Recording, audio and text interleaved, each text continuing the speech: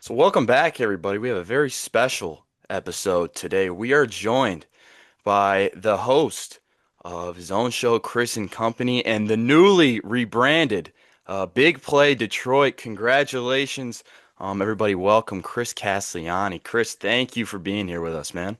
What's going on, guys? Yeah, I know. Good timing, right? I got something to new project to promote. But no, I got a little bit downtime here. I'm happy to be on. Of Yeah, it's Absolutely. Thanks great. for coming, man. course. Funny enough, I've been in one or two videos, I think. Well, I know for one. We've linked up before, so very Do cool you to actually be able to do you talk to remember you. which do you remember which ones? I want to say it was opening day 2 years ago. You asked me about how many wins Spencer Turnbull had after his no Oh, the hitter. trivia video. Okay, yeah, Nice. yeah. All Absolutely, right. yes. Yeah, I can find that. Yeah, okay. No, it Yeah. was fun, man. So I appreciate you coming Cool. on.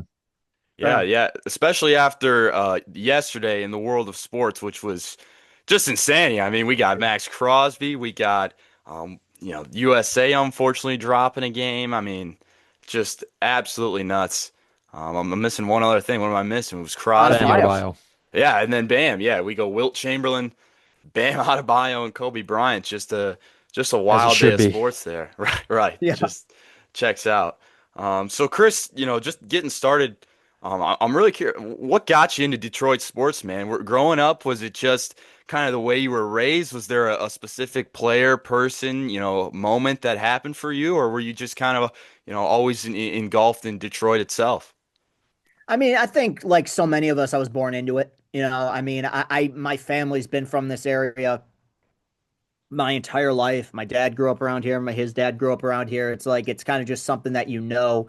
But with that said, it's not like every person in my extended family is super into sports. I mean, I think that a lot of times you benefit from your formative years coinciding with teams that are really competitive. And I would say that when I first got into sports, we're talking like 2003, 2004. So I remember like the Braylon Edwards, John Navarre years of Michigan football. And then like one of the earliest memories I had, like one of the first times I remember sports like really making me emotional and like, bringing that, energy out of me was like the going to work Pistons in '04 beating the Right. Lakers. And like, I remember that run.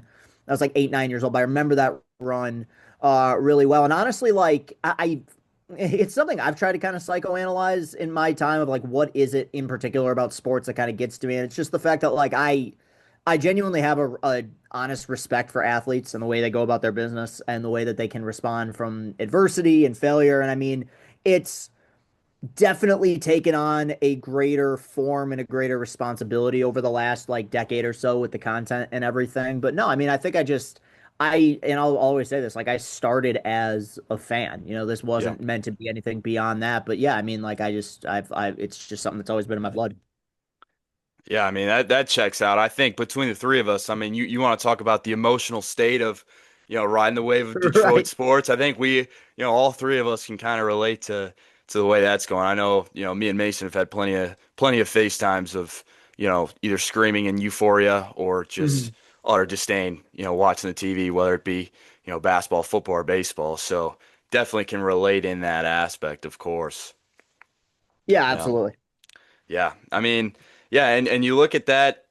Again, you've snowballed, just not only being a fan, but also making content creation, getting other guys' stories out there. You're looking at Chris and Company over 90 episodes now, looking Yeah, today was around that 91. range. Yeah. Yeah, I Yeah. mean that's great. So looking at the range of guests you've had on there, I mean guys of the likes like Tarek Skubal, Kirby Joseph, Jackson Kohler, like a lot of really big time names there. Has there been, not necessarily a favorite, but maybe, someone really interesting or a story that really caught your eye that stuck with you so far, 90 episodes through that show? Yeah, no, there's a couple ones that come to mind. I guess like front to back, the interviews that I'm proudest of as an interviewer are the two that I've done with AJ Hinch. Nice. Just because I felt those are very satisfying for me, and I have a great respect for him and an even more greater appreciation for the fact that like there's sometimes where you have to step out of the moment and be like, dude, you're like the Tigers manager is taking the time to like shoot the shit with you for 90 Right. minutes or 60 to 90 minutes. Like that's a Yeah. really humbling thing. I remember when we first started.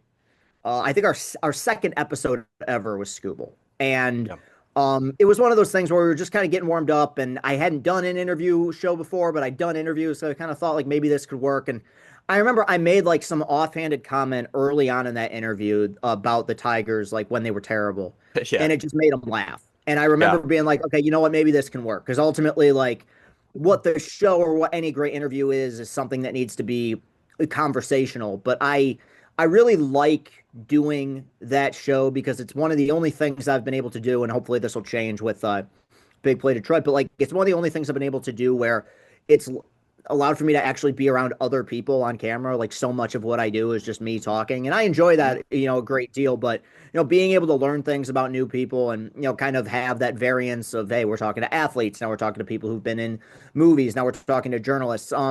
Those I think are some moments that really stand out. Recently, I thought the Sean Casey interview was awesome. That guy was just like a Yeah. bundle of Absolutely. positive energy. So he's definitely one of my favorites. But yeah, those moments definitely stand out. Yeah. Mason said that Sean Casey one was great, right, man? Yeah. It was wonderful. I mean, He's the man. he Yeah. does seem like just a fantastic guy to be with, Yeah, talk yes. to. Um, so getting right into the Tigers, someone he's not going to be denied. Does McGonigal make the opening day roster? Right now, yes. I just I can't. And here, I said at the beginning of spring, I said, I don't think it happens, but I want to see how tight he can make Scott Harris's collar. Because what I thought had the possibility of happening, and I've made this comp a million times, but was I remember Chris Bryant in 2015 when the Cubs were on the up and up, and um, he was about to, there was questions of whether or not he was going to make the team out of camp. He was their best hitter in spring, and because of that dumb service time manipulation thing, he didn't make the team. Upset a lot of people. I remember, like publicly, it upset Chris Bryant. He ended up getting called up like 15 games into the season, wins, rookie of the year, wins World Series MVP the next season. I just under normal circumstances, I could look at it and say, okay, maybe you keep him down, maybe you got to work on things defensively. Like I I know that we've had hope for a lot of guys in the past. I just think this bat is different. Like, I think there's a chance early on in the season he establishes himself as the best hitter on this team. Like, I just think that when you look at the swing path, when you look at the on base percentage, his swing decisions, not only is he an excellent hitter, but he is exactly, and I think this is going to be the biggest thing, he is exactly what this particular lineup needs right now. Because what we saw in the latter part of last season, what we complained about was, okay, there's hitters here, but a lot of swing and miss, a lot of struggles with guys in scoring position. There's some high slug, but there's not a lot of high on base. McGonigal solves all that. Like a guy at his worst, he's going to be able to move runners. I think at this point, he's made himself undeniable. And another thing that's happened, honestly, and this kind of has a domino effect. Parker Meadows looks awful and isn't looking any better than he was the latter part of last season. Which, okay, that you might think, how does that impact him? Well, if Parker doesn't make the team and Hobby's your starting center fielder, then you have a hole at short, and the guy who's going to fill in there is going to be Kevin McGonigal. So right now, he's playing his way onto the team, and I also think the domino effect allows for him to probably be this team's opening day shortstop. Absolutely. And I mean, yeah, Parker's definitely not doing himself any favors. He's playing himself pretty well, pretty well into Toledo at this rate. But Yeah. just how many times was it where we were in a game late in the year and it was literally a single, a sack Yeah. fly, Yeah. anything, and Yeah. that's truly what he would be. I mean, he's a difference maker. He's going to be a difference maker. Um, yeah, Yeah, I worry, playing devil's advocate for McGonagall here.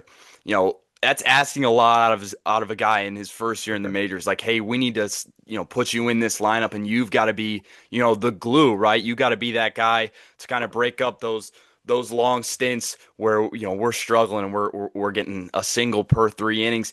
Chris, does that worry you at all? That's putting a lot of pressure, Yeah. on a guy like McGonigal to say, hey, you're going to make the opening day roster, but not only that you're going to be, a key factor in if this team goes or if it stalls out like last season. No, I think that look, that's fair. And I think that is something going back several years they did a very poor job of with Torkelson and Green, where they Yeah. kind of had this whole thing out there of like, hey, look, by the time you guys arrive, not only are you the missing puzzle pieces, but you kind of have no protection. Like this hinges on your success. And the fact is, like, those guys aren't bad players. Riley's made back-to-back all-star teams, but development takes time. So I get what you're saying. My only counter, and so far I feel like I've been, at least in spring, kind of proven correctly, is that 9 times out of 10, I would totally agree with what you're saying. I just think that every so often you get that one guy who kind of is undeniable. I Right. think that might just be the case with McGonagall. We'll see. And he'll take his lumps like any major leaguer does. But I think when you look at the way that he's progressed as quickly as he has through the minor leagues, like I think there's going to be very little learning curve because he just has such an elite knowledge of the strike zone. Yeah, absolutely. I hope that's best case scenario, Mhm. So yeah, hopefully we continue along that path. Um, just just watching JV, Scoob, and Job Yeah. all throw innings in the same year. Does that make you a little warm and fuzzy? Because it makes me like past, present, future. It just some like 12-year-old me is like, this isn't real. This covers well into hopefully what is like 30 years of Tiger baseball. Yeah. No, dude, it's awesome, man. And it's something that I've been asked, and it's a full circle moment for a lot of people, obviously. And you bring up watching JB when when you were 12 years old, and I was a little bit older at the time watching him win Cy Youngs when I was in high school, and it's like it's a full circle moment because I remember the night he was traded, and as probably about a month removed from that trade, getting asked, "Is there any possibility that he winds up back here?" And I'd asked around. I never really knew. The only intel I ever got was that I had his brother on Chris and Company about 2 years ago, and I asked him about it. And his basic response was like, "I think he'd be open to it, but the team's got to be competitive. He's not going to go back to a Right. 70-win team." And I think that this is so great for two reasons. One, the nostalgia. It feels like he's back home. But secondly, this doesn't feel like a ploy just to get people in the seats. Now it will, and like that place is going to be rocking on opening day. But Absolutely. when I look at this rotation with Scoob and Frommer and Jack, and now you put Verlander in there in that kind of that fourth or even fifth spot, like he can contribute. There's things that he can do to help this team. I don't just view it as, oh, here's a little retirement package and like, send off for the fans. No, like this is a legitimate pitcher who's still capable of pitching some really good baseball. And I think for that reason, it's going to be really fun to watch this year. Yeah, no, I think that was uh, the most excited a fan base, and I get it. The most excited a fan base can possibly be about signing a 43-year-old starting pitcher, just because it felt like he was home again, man, and he is. Yeah.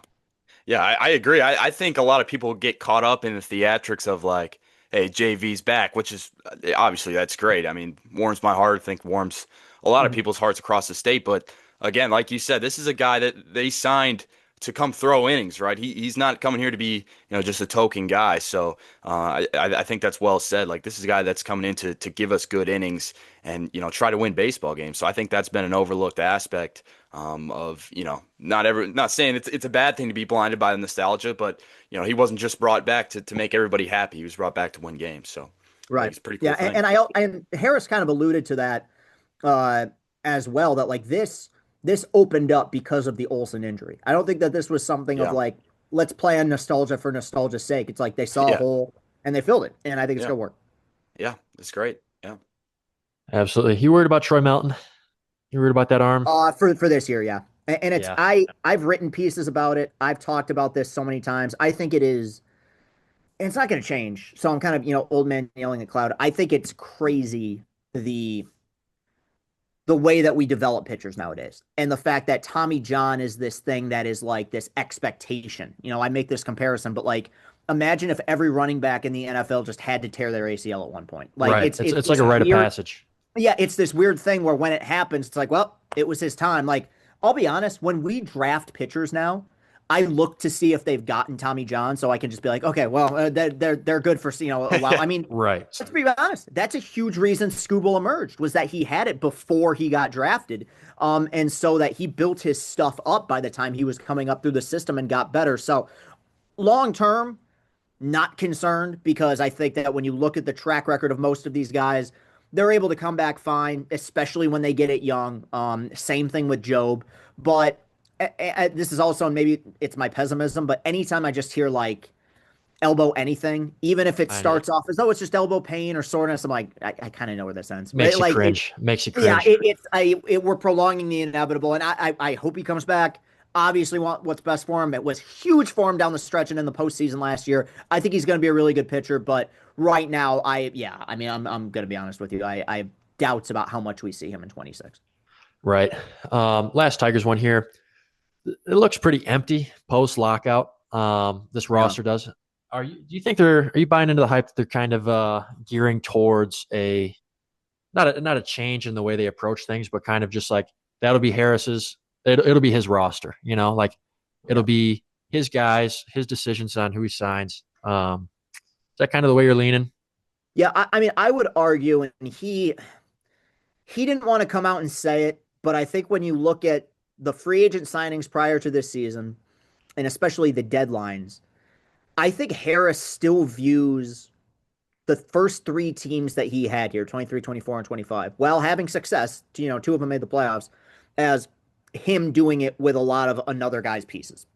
And in a lot Yeah. of ways, that's true. Like Riley Green, Torque, a lot of these guys, they were drafted by Alavila. And now you look at the Clarks of the world, the McGonagalls of the world, Jaden Ham, Briseño, these guys are coming up through the system and they were either traded for by Scott Harris or they were acquired in the draft by Scott Harris. So, I think you're correct. I think that this year he views as, and Harris keeps denying how he doesn't believe in windows and anything, but I honestly, I think there's several teams, Tigers are a prime example of this, that are gearing up for what's going to be, I'll be optimistic and say a pretty arduous or game changing lockout after next season. Yeah. And I think that you just have a lot of owners and GMs slash presidents that don't know what this sport is going to look like after Right. next season. So you kind of have them pushing their chips into the center of the table. And I made a whole video about this where I said, look, I'm as happy as anybody that we have a top 10 payroll right now. I think that's awesome. Like,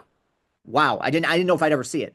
But I don't want this to be an outlier. I want us to look back Right. and say, okay, this is now the norm. I would be really upset if we just looked at it as, oh yeah, they went all in last year, Scooble, last year before the lockout. Like, if this becomes the norm, I think they're going to find themselves in a really competitive place for a long time. But we're going to have to see. Yeah, I mean that's well put. I mean this is really peak off-season form where juices are flowing in terms of like Oh, we got all that going on. So, we'll pivot from this preseason here to right in the middle of the season, talking about the Detroit Pistons. Now, I don't want to really frame this in a negative lens because I feel like there's a lot of negativity about these Pistons. Where I personally yeah, feel like there should be a little bit more positivity. Like, right, this is a Detroit Pistons team we saw struggle for a long time in the city of Detroit. Are you worried at all about this recent skid here, or are we all kind of stepping into the Detroit fan mindset of we saw the Tigers break down midseason? It just feels like sometimes things are too good to be true. Do you feel like this yeah. is another case with the Pistons, or is this just kind of a mid-season slump here? Not playing their best basketball, dropping some games they maybe shouldn't have. I think it's worrisome if you look at it through the lens of NBA championship favorites. Like, I Right. think that it's fair to look at a team that had the best record in the league for a long time, seeing them, have a recent skid, lose to some, inferior teams and wonder, is this still a team that can rank up there with the Spurs, with the Thunder? I think that's fair. It's hard for me, and I remember going through this with the Lions for a while as well, where it's like it's really difficult for me to be overly critical at all because of how long they went being inept. Like Right. 2 years ago, they basically had like the worst team ever, and the fact that they're here right now like is a testament to what Langdon's been able to do. Yep. It's a testament to what Bickerstaff's been able to do, their player development. Like I think that's all true. When I watch them, and I think with basketball, I use the eye test a lot more than with baseball, where I kind of do Hmm. a deep dive into the analytics. I see a team that has a noticeable superstar, a Yeah. good number two in Duran. But I think we've seen it in some of these games, like when they went to San Antonio or when they've played Cleveland. There's just that one option, that one other option that you feel like is kind of missing here. And I think a Yeah. lot of it is shooting related. Unless you can get a night where Duncan Robinson gets crazy hot, I don't know how much you're going to have from your perimeter shooting, especially in the NBA where it feels like every team has a guy that can hit or that Right. can come off the bench or start for you and hit several threes. So I still think they're very good. I also think that there is some of this is just timing because you had the Cavs have a really good deadline. You had the Celtics who are getting Tatum back, and you had the Pistons that sort of played it safe and are now finding themselves, maybe feeling a little bit of the heat. But I think part of it is just expectations change throughout the season. We're Yeah. going to view them through a more critical lens now because they have been one of the best teams in basketball for the last calendar year. Mhm. Do I see them coming out of the East? Maybe, but my opinion of whether or not they do hasn't really changed that much over this losing streak. Yeah, that's the way I feel. I fear from a championship standpoint because I think it's those little things that are costing them games right now. Like the Cade Cunningham foul trouble is a big concern of mine. Yeah. He has to be. I mean, it's a given that he's got to be on the floor for us to win meaningful games. But that's been a problem. The inconsistency again. Duncan Robinson's not going to shoot 60%, 70% from three Right. every single night, right? You can't count on that. But what worries me is we get into a series with the Cleveland Cavaliers, and I think that series is absolutely determined by the play of a guy like Sam Merrill or Duncan Robinson. Like, who's going to be the guy who gives you knockdown buckets? So, from a championship standpoint, you're absolutely right. I think those are the things that scare me personally. It's the keeping Cade out of foul trouble. It's can you get that third option, whether it's a guy like Kevin Huerter getting hot, whether it's Duncan Robinson, but just finding someone who can stretch the floor because, again, you got a guy like Asar Thompson in the game. Teams are going to find ways to utilize or his lack of offensive ability from range, right? They're going to pack it in. They're going to make it tougher for Cade to get downhill. It's going to be tougher to play that two-man game with Cade and Duran if they're just going to bring that help side defender off. So those are the things that worry me. Like you said, it's obviously a really positive thing here that they're in the position that they are in, and we're even having this conversation about are they a championship caliber team. But again, if you get to that stage, you're exactly right. I think those are the things that worry me. Can you find that number three option, and can you find ways to keep Cade Cunningham on the floor and just give him more options, give him that third option, give him a shooter in the corner. So I think you're right. I think that's a huge thing. Yeah, for sure, man. But it is crazy how quickly this all happened. Like, and I do have to give them a ton of credit for that. Like, they've really built this thing up fast, and the development of Cade as a star is a huge part of it. But yeah, no, it should be interesting to see down the stretch here. Yeah, and my last basketball question. I know Mason's got a few more before we wrap it up here. Looking at the East as a whole, what team's scaring you the most right now? You think about a Detroit Pistons playoff run. What team scares you the most going into the postseason? I think Cleveland's really good vibes right now, and I Yep. usually would be against that because I've seen Harden flame out so many times in the playoffs. But Right. I think they have experience, they have a well-established coach, they have a good enough core, and then you kind of add that last piece. I think that they're I'm not going to say it's the same, but it almost reminds me of the Pistons in '04, where it's like they had that big deadline acquisition, and they kind of just increasingly got a little bit better before ultimately being probably the best team in the East going into the postseason.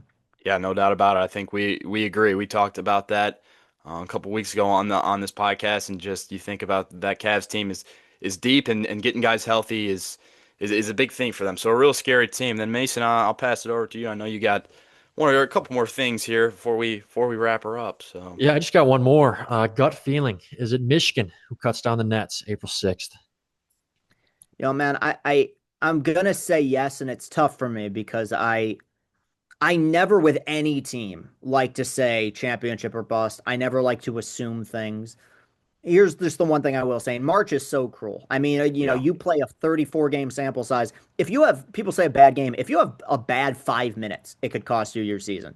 Right. I have more confidence in this team than I've had in any Michigan team ever. And it's Yep. just they've had a million different tests and they respond to them. They win in different ways. Um, you know, of course, like the Wisconsin game. Okay, Wisconsin started the second half 8 for 8 from 3 point range. Yes, if they run into that again, they'll probably lose a game. But I think I've said from the early part of this season, I think Michigan's best ranks up there, if not is better than anybody else's best. They're so well coached, they're so deep. So for that reason, I won't guarantee anything, but I trust them. I really trust them. Right. I mean, I hate the same thing as you. I hate looking at my team and being like, yeah, they're going to win. But it's like yeah, they're so good that it's like it's going to take a lot for them not to, you know? For sure. yeah. That sums it up well. I mean, like you said, March is so cruel. Tom Izzo was just talking about his press conference. I believe it was yesterday that post Michigan pre Big Ten. Like there's no my bads in March. If it's a my bad, you're going home, right? So there's such a slim margin for error that I think it's so tough.